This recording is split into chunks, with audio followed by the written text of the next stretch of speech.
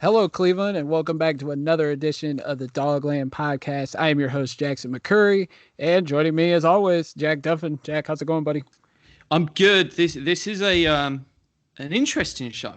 I'm looking forward to this one. So we're chatting cornerbacks today, and to quote the great man, he said, "Mr. Andrew Berry, you can never have enough good cornerbacks, and let's give the people what they need."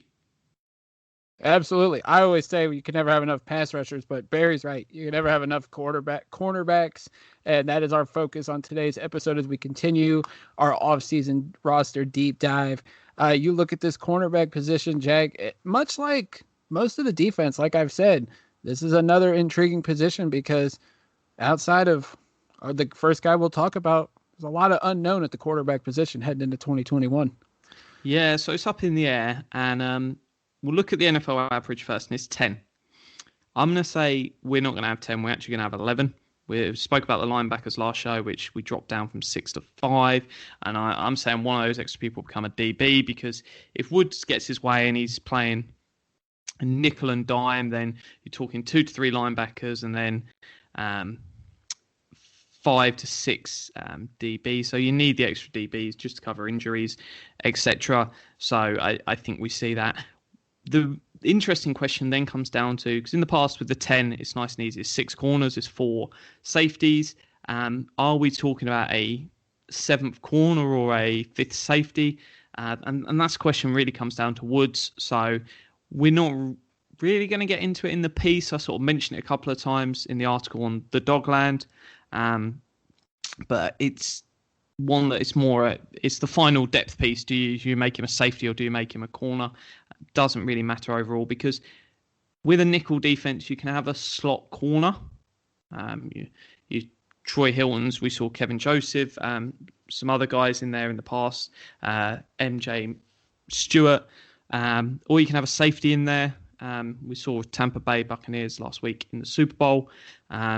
They had a third safety on lots of snaps.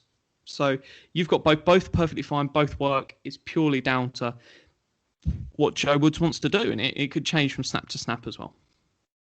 Absolutely. I feel like every year when we do like our projected 53-man rosters, like it's always like we're going to have 10 linemen, 10 or 11 linemen, and then 10 or 11 defensive backs. And then everything else you just kind of fill in. But yeah, I just feel like, especially with our secondary, it will be interesting because, we need corner help. We need safety help. Like, how will Woods want to allocate those? Is he going to want, like you said, 7 corners and 4 safeties, or is he going to want 6 corners and 5 safeties? Like, it's going to be so intriguing to see how will he want to fill out that backside of the defense, and like how much say is he going to be like, this is the type of corner I need. This is what I want. Barry, you in the front office just go get me these kind of guys, and I'll make it work. And I know a lot of people hamper on Joe Woods, but like you look at what he was doing 2 years ago in San Francisco and the secondary he had, they were on the cusp of winning the Super Bowl. And that's, I think, one of the big reasons why Stefanski wanted him as defensive coordinator, because of what he can do in the secondary. And I feel like once we get the pieces in there, we won't fully know how good Woods can be as a defensive coordinator. Yeah, and lots of the love in San Fran goes to the D-line. You need both. No one's stupid enough to say pass rush. You only need pass rush. You don't need secondary. You don't need secondary. You don't need pass rush. But even their coverage did an amazing job. And it wasn't sexy names. And even if you look at Tampa Bay, there's no real sexy names in their coverage.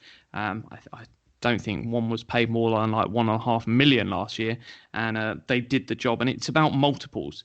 For however good a Denzel Ward is, Denzel Ward by himself isn't going to save your coverage. You need 4, 5, 6 guys doing their job in coverage. It's a numbers game. It's a team game more than the offense. Baker Mayfield and OBJ, if they wanted, can take over the league. You saw Aaron Rodgers and Devontae Adams do wonders.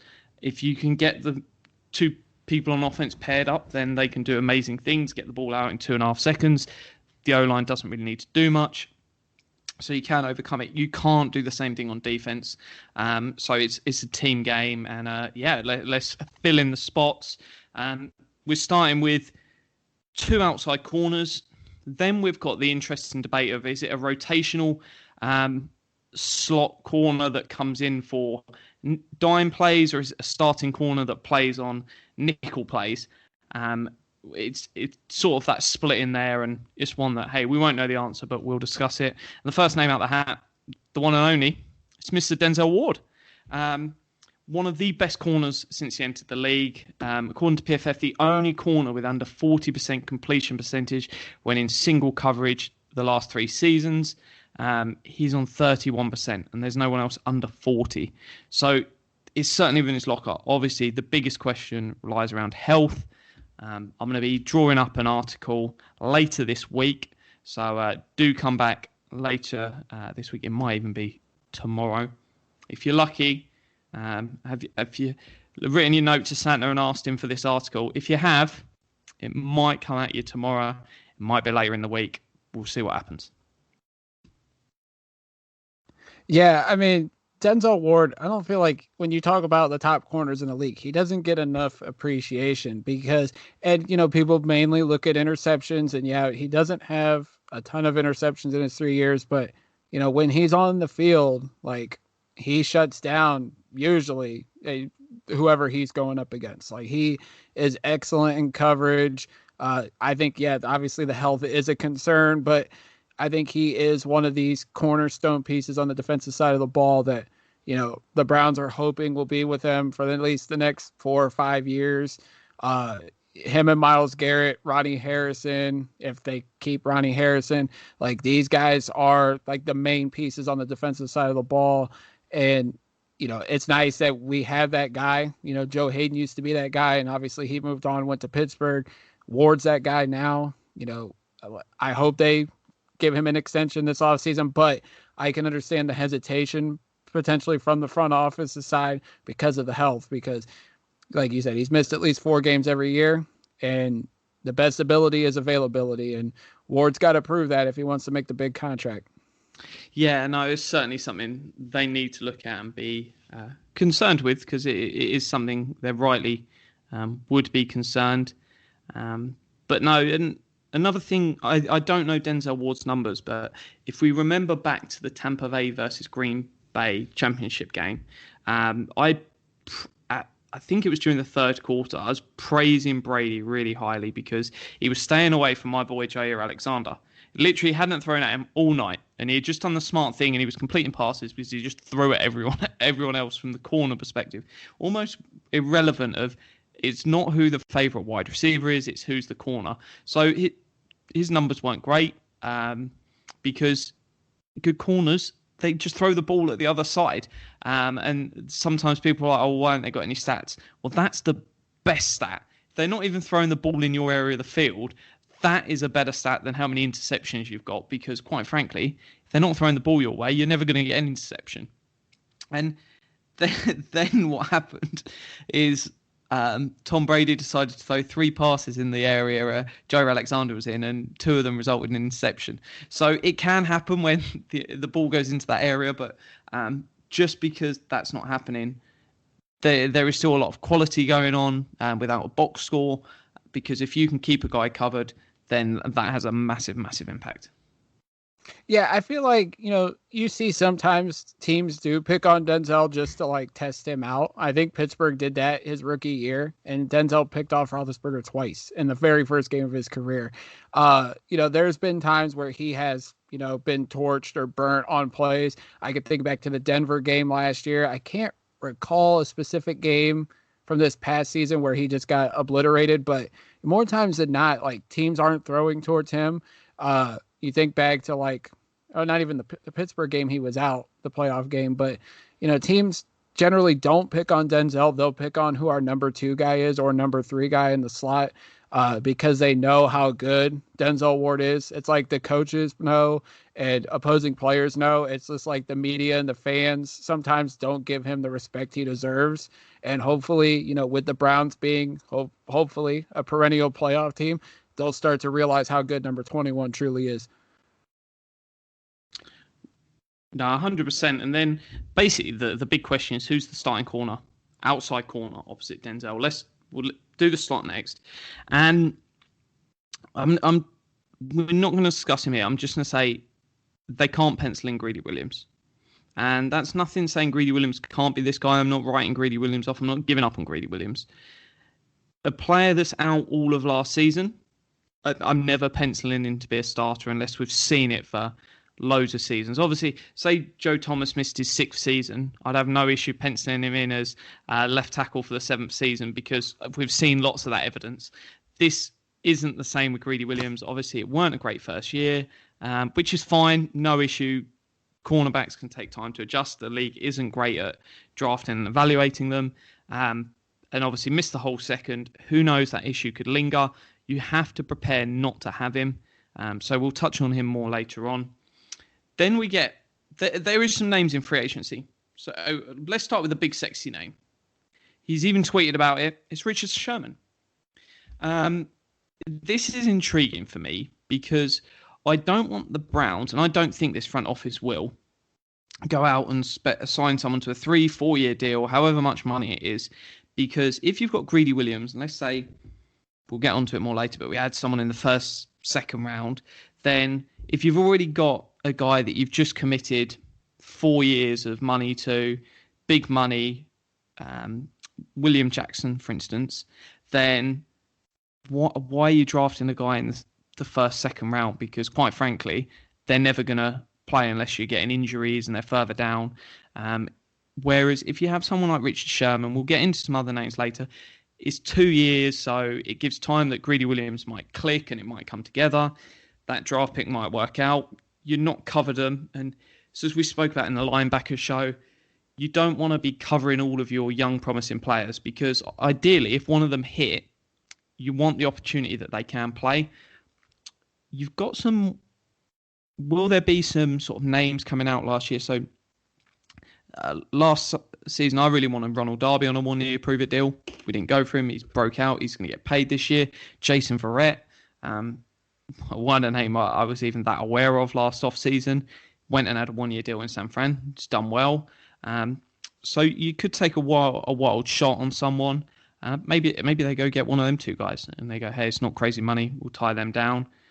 But they could go cheaper. You've got Terrence Mitchell. You could bring back Brashard Breeland. I'm going to leave a wild card until you've had your say, but I've got a little cheeky wild card up my sleeve. Yeah, I like Richard Sherman. I think that would be a good option if the price is right. I think like some people just expect he would go out and get good money, and he should. I mean, he's still playing at a high level. Even coming off the Achilles injury he had a couple seasons ago, he's still one of the good corners. Obviously, he's going to look strictly at contenders. It's a good thing that Cleveland had a good year. The Joe Woods connection obviously is there. It'd be interesting to see how much he respects Joe Woods. Would he take less money to come play for him again in Cleveland? That would be something to watch. Darby and Verrett, also intriguing options to say the least. If they bring back Mitchell, I'm okay with it. I know some people were down on him, but I feel like he was good more than he was bad. The Brashard Breeland thing, he's been a name that's been attached to Cleveland so many times over the last couple of years, and it just seems like he's not all that interested in Cleveland unless they are going to pay him. I know things have changed here, obviously, but I don't know. Something about Breeland, when I watch him play, I'm not all that impressed, but I'm also not a talent evaluator, and I don't work in the NFL, so what do I know? Yeah, so Richard Sherman, the guys over at PFF over the cap teamed up, and they reckon about 28 million over 2 years. So it's not crazy money. It's not long-term commitment, so it's something you could do.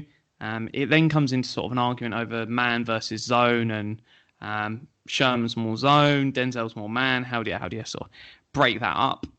You've got sort of Terrence Mitchell, Brashard Breeland, 4 to 5 million each, sort of 2 year deal, so 8 to 10 over that course of that length. And they're quite nice because they're guys that you can go, hey, even if we pay them that 10 million, and even if it's nearly fully guaranteed, you can still have a greedy sort of day 1-2 pick, and then they hit, and you're happy having a third, fourth outside corner on that money, especially if it's just for the 1 year. Maybe it's for 2. It's not the end of the world. The name I want to throw out there as a wild card, and we'll get onto slots afterwards, but it's Troy Hill. So he's with the Rams. Spent a lot of his early career on the outside until they got Ramsey and then moved inside, and he's played really, really, really well in the slot. The reason why I like him is because it's almost like the Mitchell and Breland idea of, I think he'll play to that similar level if he's on the outside. So it's not sexy. No one's going Terrence Mitchell. He's a game changer. He's just solid. But once you move him into the slot, Troy Hill, he's great. He's up there with one of the best top slot corners in the league. So you can pay this guy 2-year deal, 10 million roughly, and you start him on the outside and go, look, we'll put you on the outside. We're going to draft a guy day 1, day 2. We got greedy there. When either of them hit, and I'm saying when because hopefully one out of the two, even it might be by the time camp starts, it might be later, they really step up, then you just slide Troy Hill inside and you allow one or whichever one of these guys to start opposite Denzel Ward. But at the same time, you've got a Terrence Mitchell level starter there if it doesn't go. So I think that's the best option you could have because you're not potentially tying up $5 million as your fourth best corner because two youngsters have developed. You can slide him inside and you've got that do-it-all guy. So Troy Hill, maybe $1 million more a year than your average slot. But for that ability to play on the outside, the upside is huge.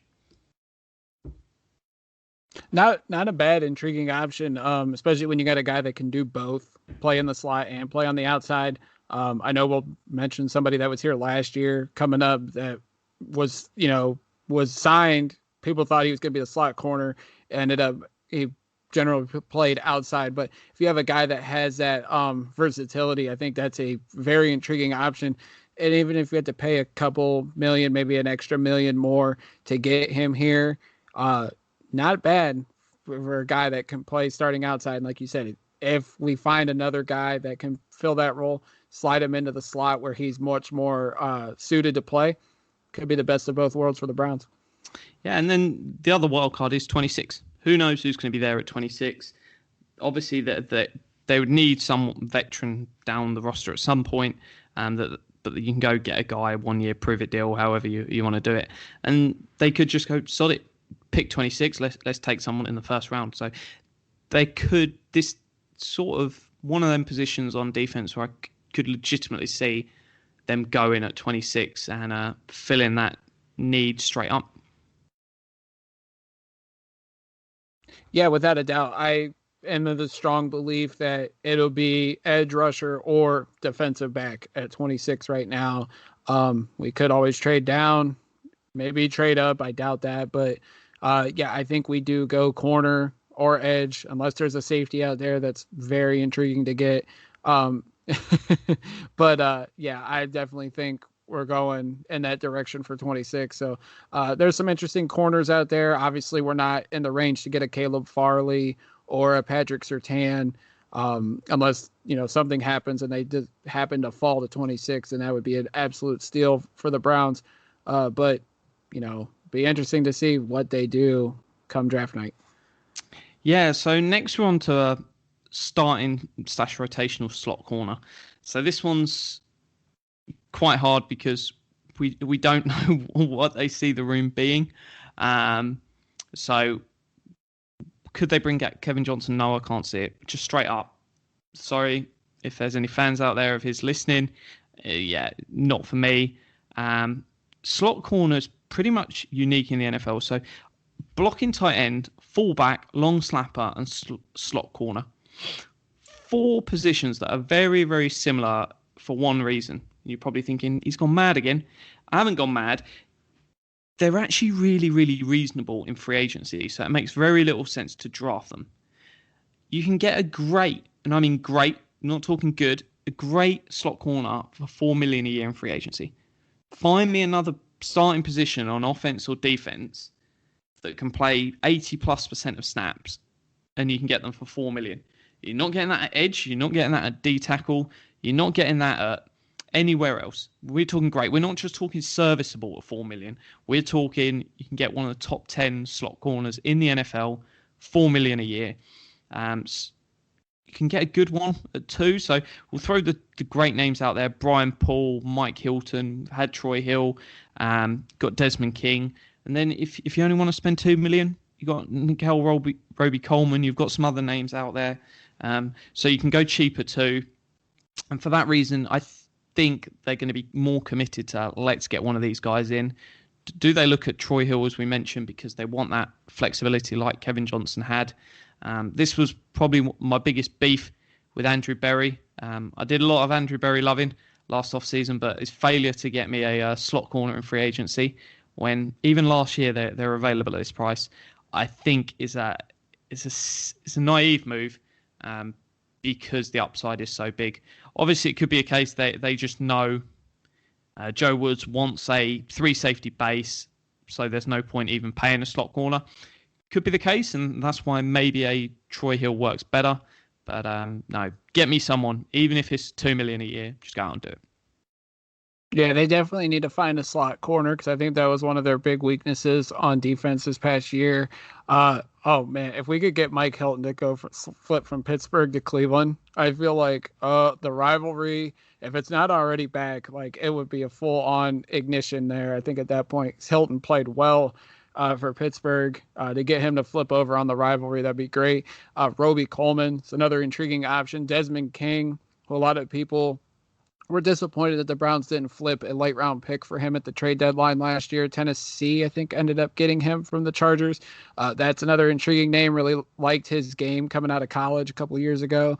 But yeah, they really need to focus on getting a slot corner. And even if he can play, rotational, like you said, the versatility like a Troy Hill to go outside as well.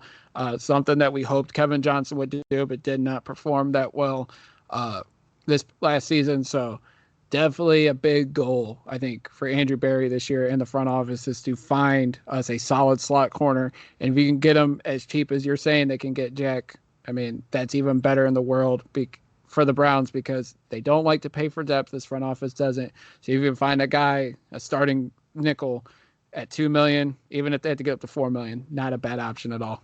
Yeah, and the other thing is why it's a bad investment in rounds 1 and 2 and 3. Those 1 and 2 day picks, you're looking for value above what you can get in free agency. Because if you're looking at how much you need to go out there and spend on a free agent, let's talk outside corner. That's 14 million. That's Richard Sherman. If you want to go sign an edge, that's 20 odd million. You want to sign defensive interior, that's 20 million. You want to go sign a starting safety, that's 16 million. If you want to go get a slot corner, that's 4 million. It's not hard. Why would you? The biggest benefit of a rookie contract is how cheap it is. So if you're signing someone to a rookie contract at say $1 million a year or $1.5 million a year, the saving on $4 million a year is pittance. If suddenly you're saving that on edge and you're getting a guy that's playing as good as a starting level edge defender and you're paying him $1.5 million and his market value is 15 million, that is massive. And for that reason, anyone banging the drum for a day 1, day 2 slot corner, no, don't do it. Spend that money in free agency. Without a doubt. I mean, you don't draft a corner in the first or second round or even the third round and be like, yeah, this guy's going to be our nickel. You're drafting that guy to be an outside corner opposite Denzel Ward. You're hoping that he turns into a shutdown corner. Like, if you see Andrew Berry go to the podium and say, yeah, we drafted this guy to be our nickel after a Friday or a Thursday or a Friday night of the draft, that's when you should start getting worried that he doesn't know what he's doing. Because if he's drafting guys just to fill like a certain role, like a nickel, like why are you spending high draft picks on a guy like that when you can find them in day 3 potentially or in free agency for pennies on the dollar compared to the number 1s and number 2 corners in the league? Like that's not how you want to build a football team, to say the least. No, 100%. I agree with you there, and they're the sort of subtle things that you'll see me going absolutely mental at on Twitter with pass regimes, with sort of different people doing things, and everyone's like, "Oh, don't need to worry. It's only a second round pick." And I'm like, "No, it's about fundamentally making smart decisions. Don't really care. The outcome isn't the end of the world because you can make stupid decisions and it turns round, or you can make really smart decisions and someone gets a freak injury and it all goes to pot. That doesn't matter. Just make make the smart decision, and we'll get on to the next guy. The first of our depth outside corners. And the reason it's depth because you don't really rotate corners. There's sort of one of them positions where the aim is they'll play the 100% of snaps if they're an outside corner. So cornerback 3, because I just deal with the slot separately, is Greedy Williams. And people are like, cornerback 3? He's cornerback 2. That's fine. If you're like, and you love Greedy Williams, that's a sign of how awesome this roster is. We'd be looking at a guy like Greedy Williams who had a bad rookie year, missed his second season, and be like, he's the best cornerback in this entire room. And that's not going to be the case this season. And that's perfectly fine. It's not saying give up on him. We've still got potential, but you can't prepare around these guys as if they're 100% going to be back and they are the key piece of this room. I've still got a lot of hope for Greedy Williams. I think he can still do it. I'm confident. But let's not bet everything on if Greedy Williams isn't back, then we've got a below average coverage and thus a below average defense. I'm not betting whether the Browns go to win playoff games or not on Greedy Williams' health. If you're a fan and you think that's a good investment, hey, I'm never taking trading tips off you. Yeah, I mean, I liked Greedy Williams when we drafted him a couple years ago. He obviously struggled his rookie year. I think it was more based on scheme. I don't think Steve Wilkes had a good defense to utilize both Greedy Williams, but Denzel Ward also. Obviously the injury is a concern. There was the concern when we drafted him, but for him to fall, he was a mid-first round pick projected, and we got him in the middle of the second round. Obviously, it was a concern, and teams knew about it, but John Dorsey took the chance, and I don't fault him because the talent was definitely there. He's not cornerback 2 right now. You can't bank on Greedy Williams, who has a nerve issue in his shoulder, as to be the guy opposite Denzel Ward right now. You just can't. And I like Greedy Williams, and I think he's got the talent, but you can't bank on him. So they have to go invest in cornerback this offseason. They cannot depend on Greedy Williams. And when we get to it on Friday, I'm going to say the same thing about Grant Delpit as well. You can't depend on guys coming off injuries just because the unknown is definitely there.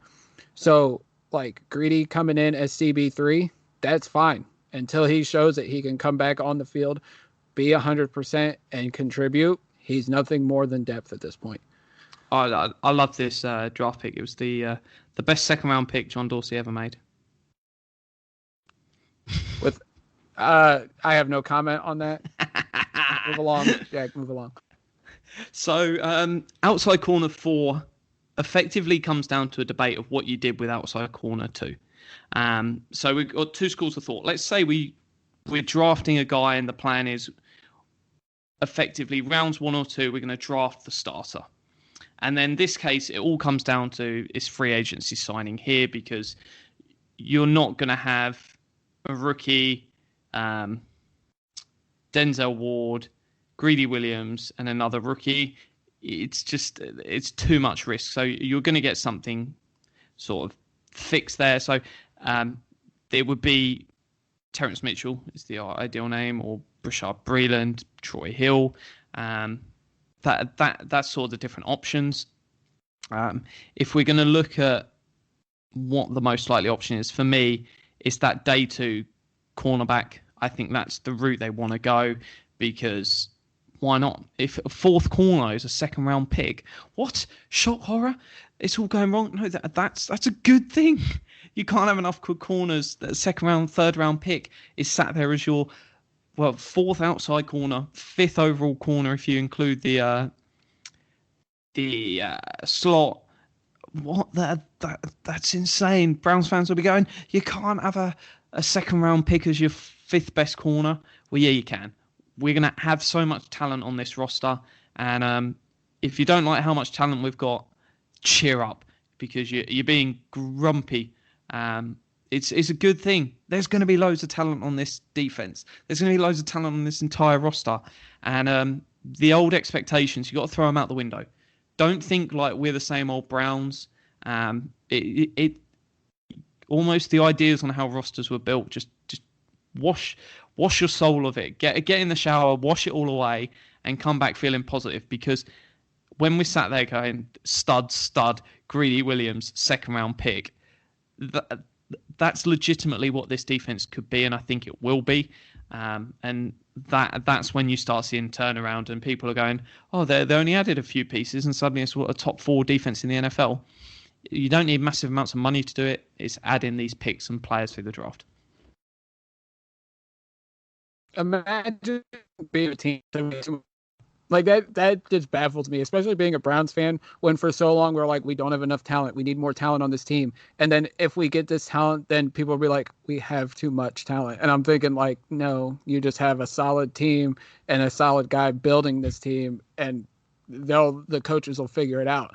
But I mean, yeah, if they add a corner in the second or third round, if they don't get one in the first round, say they sign Richard Sherman or trade for Marshawn Lattimore, like you mentioned in your article, and they go out and draft a corner in the second or third round, and he's like CB4, CB5, like that's not a bad thing. It's also preparing for the future. That's what some of these good teams do. Like if they have veterans and they draft guys high, they're just grooming and preparing for the future. You see the good teams do it all the time. It's like that's what smart front offices do. Go ahead. We'll go a full 180. Let's say they've got Greedy Williams and they draft someone in the first round and they pay Richard Sherman. They might wait a year on Denzel Ward. And if Denzel Ward misses, say, 4-6 games next year, they go, look, we'll offer you a deal that's not great. You can sign it, but we understand you're probably going to want to take free agency. We'll still give you a fifth-year option, but we'll allow you to go after that. And that could be a route that they go, because if Greedy or this draft pick hits, then suddenly would you pay the big bucks to Denzel Ward when you've got Richard Sherman and 2 other corners you love? So it might be the case where Denzel Ward's awesome, but we've got so many awesome players that we don't need to pay Denzel Ward, which is as well. It's crazy talk that from sort of 2 years ago that you would have a guy that when he's healthy is a top 10, top 15 corner in the NFL, but you're like, actually, we're better than that. Right, and then you potentially have $16 to $17 million to play with in free agency by chance, unless Greedy plays well or the rookie corner plays well. Then you have to allocate that money for potential extensions, and then, I mean, the possibilities are endless. If you have all this talent, you start preparing for you draft well, and you have this depth, and then it's like, well, we're going to have to make tough decisions. The fans aren't going to like it, but we're going to do what's best for the football team. And I think at the end of the day, that's what you need to do. You can't worry about like, oh, the fans aren't going to like this if you don't pay Denzel Ward. But hey, if Greedy Williams comes back and has a solid year and a rookie we draft contributes well, like, then that's fine. You just keep the ball rolling, and as long as we're winning and potentially winning Super Bowls or being in the hunt every year, I don't think it matters at the end of the day what the fans think. It's a nice problem to have. Should we pay great player A or great player B, rather than should we pay bang average free agent A or bang average free agent B? It's all going to roughly end up as the same money, but the fact that you just have to overpay for everyone in free agency, that's awesome. If we're sitting there having a debate over, we've got 3 top 16, top 20 cornerbacks in the NFL in a year's time, and we're like, which one should we pay? That's a conversation I would love to have. And if any Browns fans go, oh, well, that's a horrible conversation. Well, we used to argue over like, have we got a top 50%, like one top 50% player on our roster? I'm sitting here going, I want to be in a position where I'm going, we might not be able to sign Denzel Ward because we might have 2 corners that are just as good. And rookie deals, that's awesome. It's great stuff to have, and that's genuinely where I think we're going to start moving to. I'm still up for paying Denzel, but I can see a route where in a year's time they draft well. Greedy hits, like he's got the talent in him to hit. They're like, actually, sorry Denzel, it's not going to happen here. We'll put an offer in front of you. You're going to say no. Good luck in free agency. Exactly. Like, I know, like, there's concerns about Denzel's health, and there should be, because he's missed games every year. But like, the talent's there. It's just going to be like a scenario where, do they pay him, or do they go out and say, hey, we're going to wait. We'll see who we bring in, how they perform. We'll see how Greedy performs, and then If it doesn't work, we'll pay Denzel his money. He deserves it. He's earned it. But I could see them holding back, especially with what we've talked about, what all is there at the table for them to do this offseason. We talked about extending Baker, potentially extending Chubb, potentially extending Wyatt Teller. I'm sure they'll talk about Ronnie Harrison, which we'll talk about on Wednesday. And, you got Denzel Ward too. Like, there's so many decisions this front office and the team has to make. They might put some on the back burner and say, we need to wait and see a little more before we commit something to them. No, and then next we've got corner. So outside corner 5, and then I think is your sort of 6th spot on the roster. And then if you keep a 7th spot, it's because you're playing a base nickel defense with a slot corner, which there's no reason you shouldn't have a slot corner 2, which effectively is cornerback 7 overall. So if we look at the outside corner first, I think it's between 2 things. It's a UDFA, or it's my man, my favourite corner on the entire Browns roster, Mr. TT. It's Mr. Thomas. He is a restricted free agent, so he's not going to get a $2.4 million tender.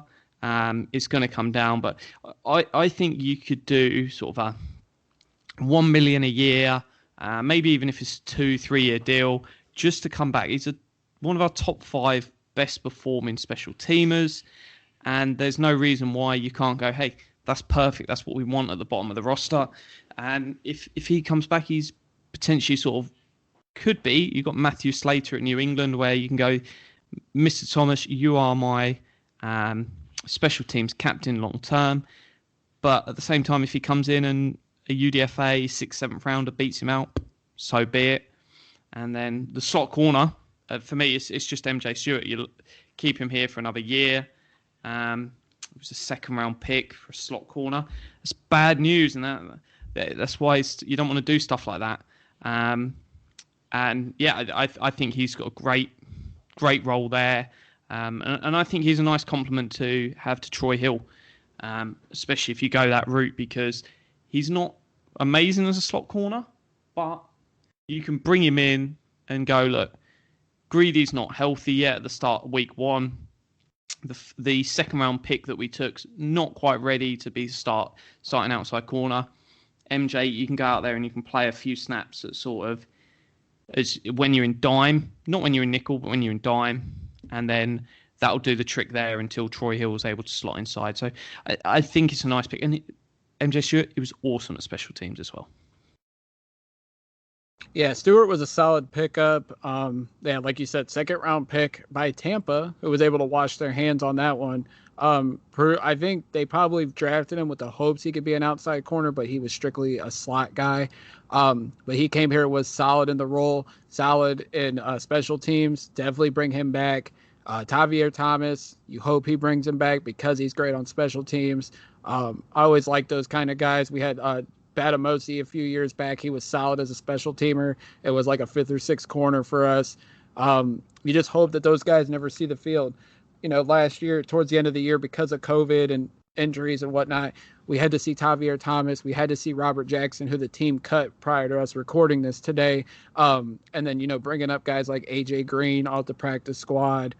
You don't want to see these guys starting, but if they can contribute on special teams and they can provide a solid depth, you hope that they never have to play a lot of snaps, but if they come in and can play a couple snaps and produce, then that's always great too. But mainly, when you're looking at the bottom of the depth chart in certain positions, are mainly special teamers, and that's what guys like Stewart and Thomas would definitely bring to the table for the football team. Yeah, and it could be a perfect example like Donovan Peoples-Jones, where they go, look, we really like this guy.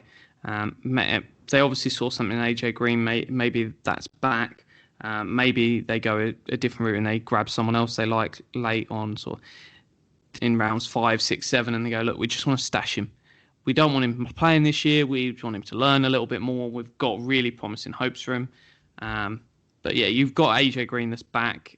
Brian Allen is a guy who's an exclusive rights free agent, so he'll be back, and they'll just tender him. But no, there's not much under contract. You've got Greedy, you've got Denzel, but it's a clean slate, and there's nothing wrong with having a clean slate where they can go in different directions. But there's lots of promise in there. There's no big sexy names that you could bring in long term, because obviously Richard Sherman's older. But that's perfectly fine. If you're going to pay Denzel, you're not paying a load of money probably to a corner next to him, unless you trade for Marshall Lattimore. It's the only trade I have in my entire series of articles, because everything else, I never get into trade talk normally because it's so unrealistic. But if you trade a second, third round pick and you extend Marshall Lattimore, you'd probably be weird, negotiate a three-way deal almost between Marshawn Lattimore's agent, Denzel Ward's agent, and Andrew Berry or whoever's doing it for the Browns, because you would almost want them all signed up at the same time, because the last thing you want to do is sign one and then have to pay the other $1.5 million more a year, and then that sort of resentment and stuff around the locker room between them. Sign them up to the same deal and just get that rolling. So I think that would be really, really exciting. It mean you spend less money in the safety room, but who cares? If I've got Marshawn Lattimore and Denzel Ward for the next 5 years, happy days. Oh, for sure. I think, was it Jake Burns that mentioned it as like a hypothetical originally, yep. But then like Twitter just like took it and ran with it. Everybody thought like, this could be a possibility, and it could be, because the Saints are obviously in cap hell. They had to make a lot of changes to their roster. They already restructured Breeze's deal, who may or may not be retiring. We don't have an official announcement on it, but Lattimore's entering his final year. He's a solid corner. There's without a doubt. So, the Browns will have if they do this, they would obviously have to make some big changes to their salary cap, because they only have like 18 million right now, and he's due to make 10 or 11 this year. So you definitely have to get guys. This would be like a several step process, because then you have to like fix everybody financially to be able to fill out the rest of the roster in free agency or the draft. But Lattimore would be such an intriguing addition. Him and Denzel Ward reunited from their days at Ohio State.